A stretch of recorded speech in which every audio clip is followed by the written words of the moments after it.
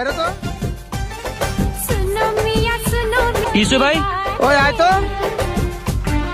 ওই দাঁড়াও দাঁড়াও দাঁড়াও, ওই থামেন। রফিক, বাবে কামটা করলো কি রে? তাইলে আমগো জমি জমার কি অবস্থা হইব? সেটাই তো ভাবতেছি। কি ব্যাপার আব্বা, আপনি আবার বিয়ে করছেন মানে? আব্বা আপনি কি কামটা করলেন?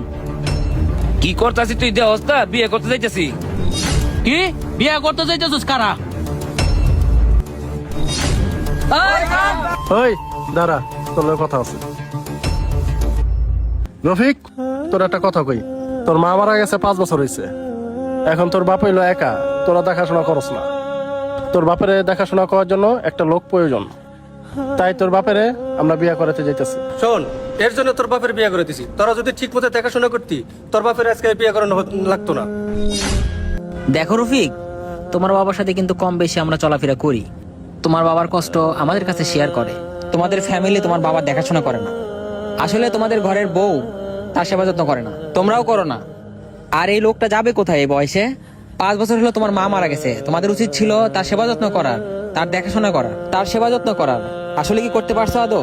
এই ভাইয়েরা সাক্ষী আছে। আজকে কি এই প্রতিবেশী এখানে তোমাদের কাছে আসে? তোমাদের ফ্যামিলির ঝামেলা তোমরা মিটাতে পারতা।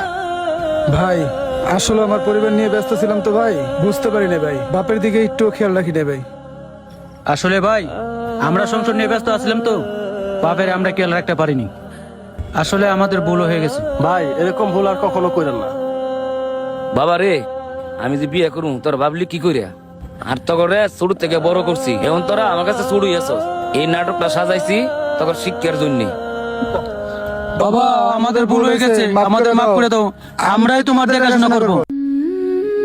যে বাবা নিজের সুখ শান্তি বিসর্জন দিয়ে সন্তানদের লালন পালন করেন, ঠিক সেই বাবাকেই বৃদ্ধকালে তার প্রাপ্য সম্মানটুকু দিতে পারছেন কিনা সেদিকে খেয়াল রাখুন।